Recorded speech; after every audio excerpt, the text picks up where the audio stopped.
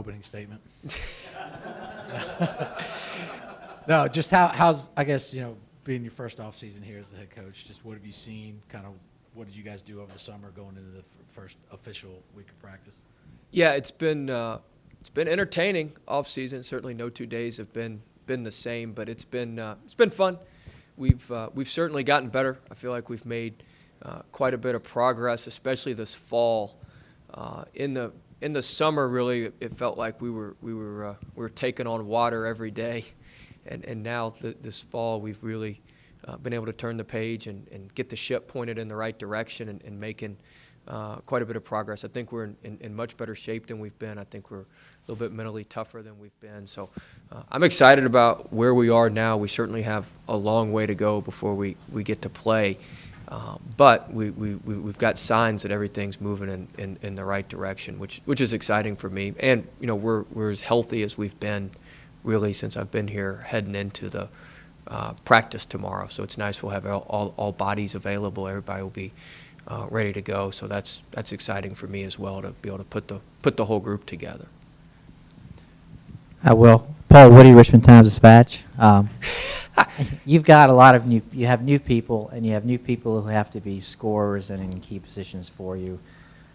How hard is it to get the chemistry going and to get those guys situated and everybody sort of headed in the same direction? Yeah, one thing, I think our guys will be very excited tomorrow because it'll be the first time in 2 weeks they've seen a basketball.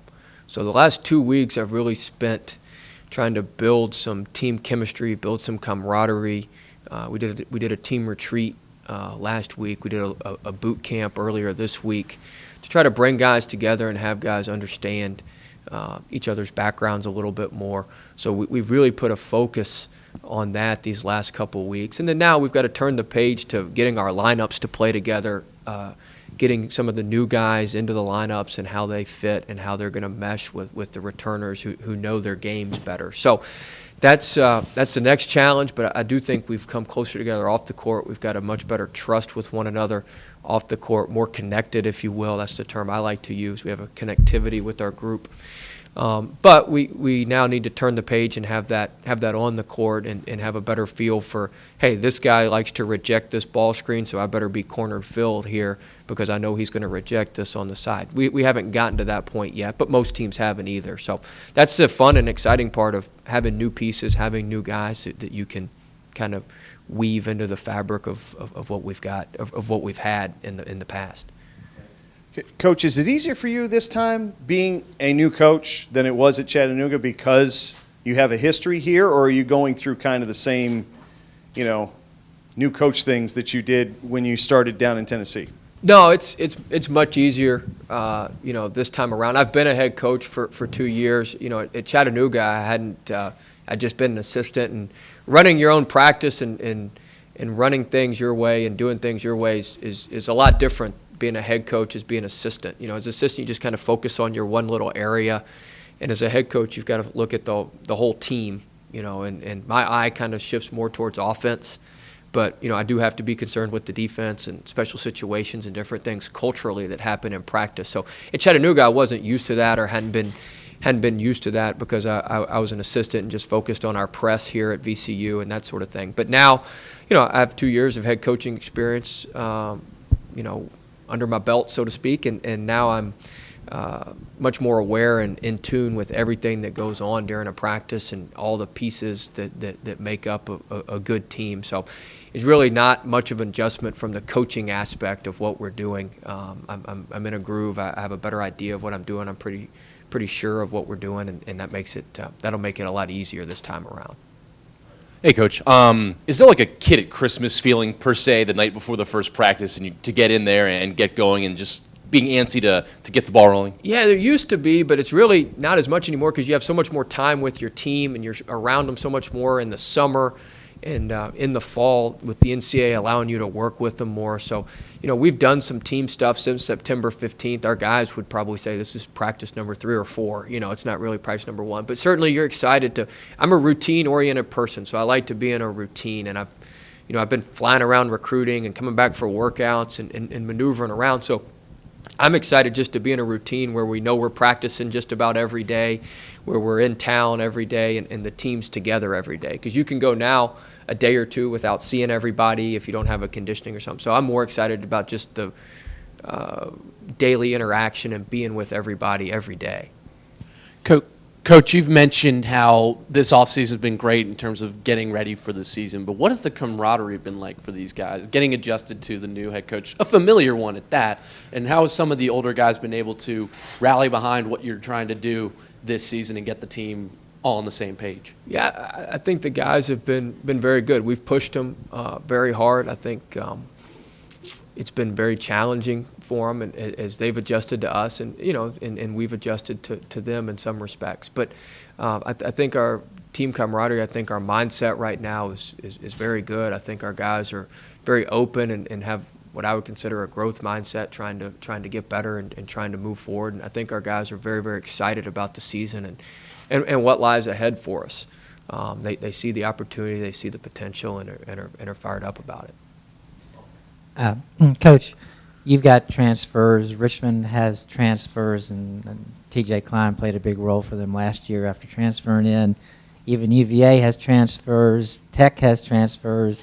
Duke won a national championship with a number of one-and-done players.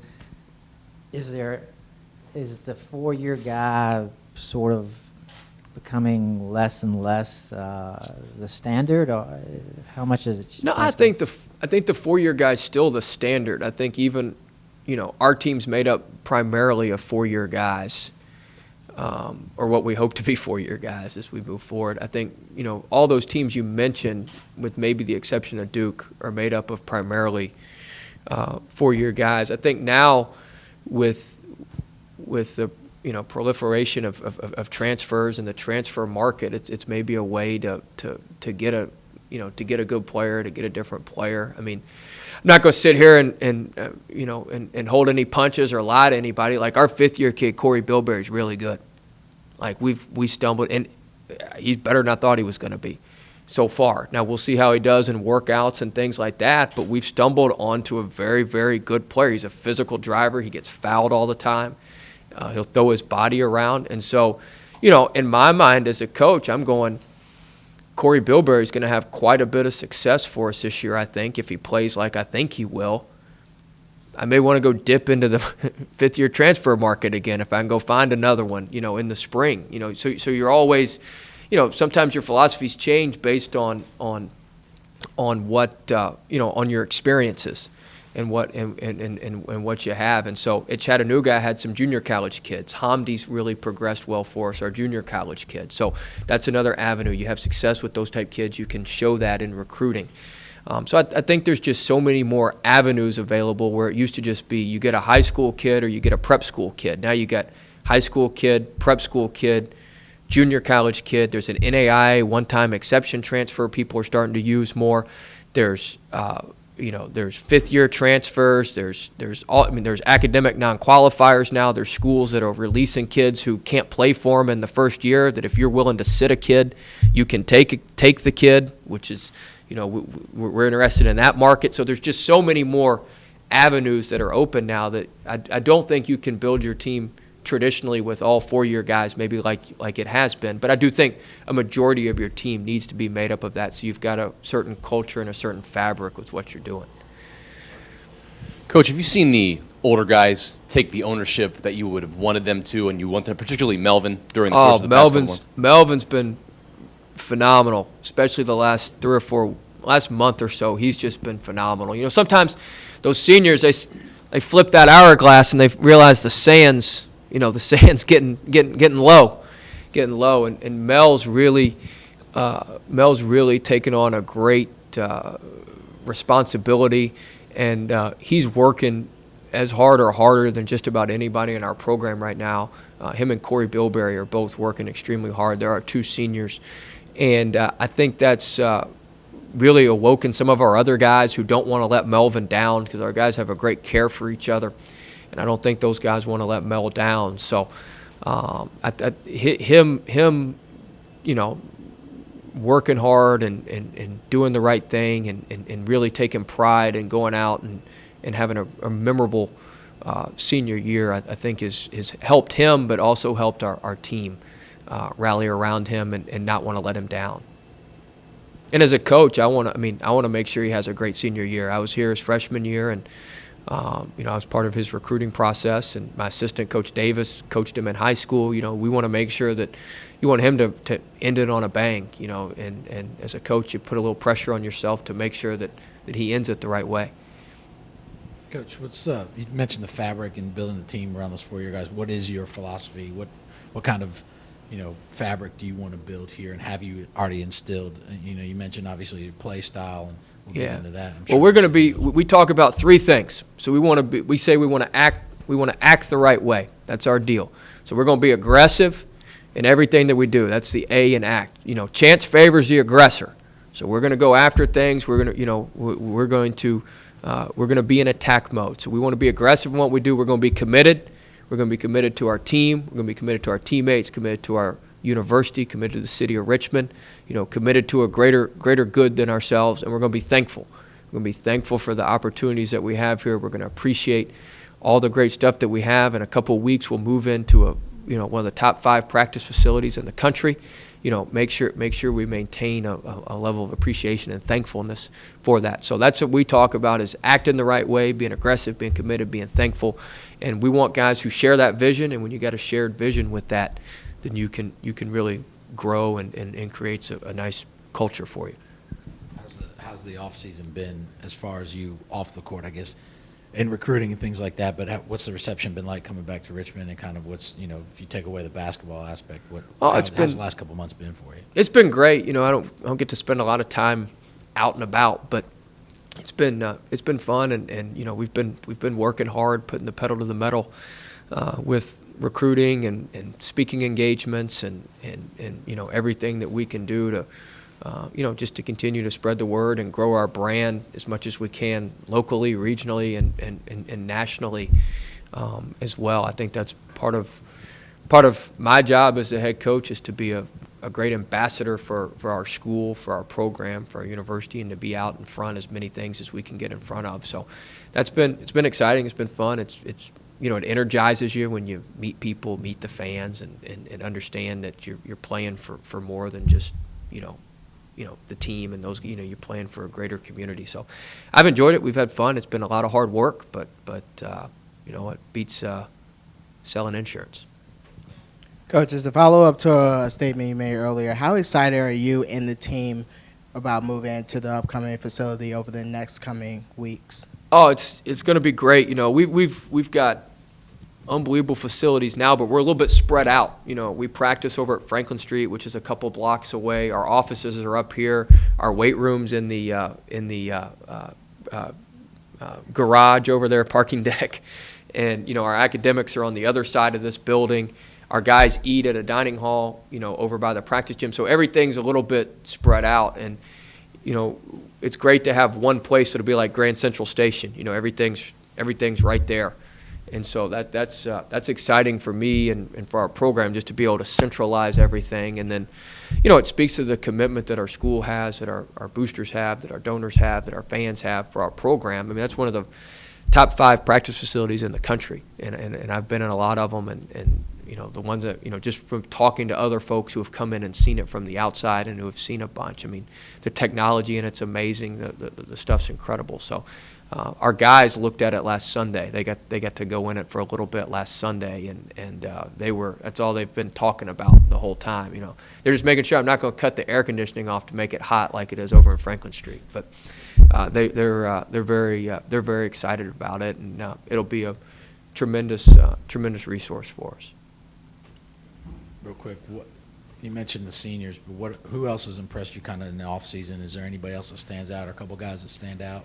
Yeah, there's a few. I know I've talked about him a lot. You probably guys are sick of listening about him, but Michael Gilmore's just been phenomenal. He's been just really, really good. He wins almost every sprint. He flies around. And it's more than just making shots. Obviously, he can make shots, but I'm just very impressed with his energy. He's just a really, really caring person with an unbelievable heart. And I love him to death. I've probably hadn't hidden that very well since I've been here. But, I mean, I just think he's great, and I think he's poised to just be very, very successful. Now, that doesn't mean he's going to score 20 points a game for us. I'm not saying that. But I think he's going to really make a step forward this year and position himself to be a major, major player for us down the line. The last couple of weeks, last month or so, Jaquan Lewis's leadership has been phenomenal. That's something we've been looking for out of our point guard spot. I think him and Doug Brooks have made quite a bit of progress the last couple of weeks, last month or so. That's been exciting to see. Melvin's been leading. A couple of the newer guys are really catching on. Hamdi's had his best month the last month. I'm just excited. I said I'm excited about the team. We're trending in the right direction. I think everybody. I just told my staff this, and this is for all of us. But I think everybody gets so caught up in what you lost from last year, and everybody gets so excited about maybe recruiting and what's coming. Well, the reality is we got a really good group right now.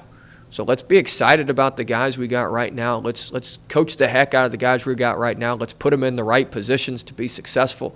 And let's have fun and enjoy these guys. But I think in life in general, we get so caught up in, oh, we don't have this, or we lost this, or we don't have that, or, oh, this guy's coming and that's going to solve everything, or these 3 people are coming, that's going to solve everything.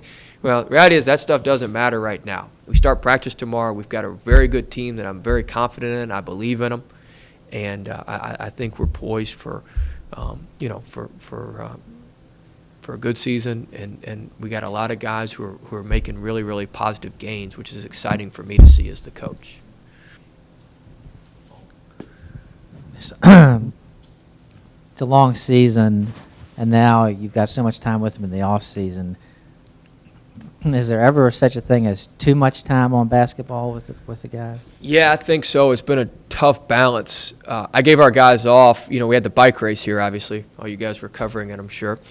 But we had the bike race here, so I gave our guys off 4 days during the bike race. So a lot of them went home or just relaxed and spent a little time. I thought it was a good time. That was kind of 6 weeks into the semester and the week before practice started. So I think that gave them a little bit of a break. So yeah, you've got to be careful not to run them too hot. You don't want to run the car too hot and have it overheat too early. So that's something that we try to be careful with and try to keep front of mind as we move through, because it is a marathon, not a sprint. So, but the other part of it is the situation we're in and where we are here at VCU. We're expected to win, and we have high expectations of ourselves, and we have some big games early on in the season. So we need to be ready to go. We don't have a lot of time to half step into the season or to kind of dip our toes in the water. We're going to dive head first in the first week or two in the season, and that can set the tone for the season and for where we want to be at the end of the season in March. So, there's a little bit of a give and take, a balance there of making sure we're rested for when we need to be down the home stretch, but also understanding that, the further along we are, the better shape we're in early on. If we're in mid-season shape early on, that could be an advantage that we need in some of those early season games. So we've thought about that. We've mapped it out. My strength coach and I, Coach Golden, have developed a plan that we think will work. And, we're going to stick to our plan and motor through this thing.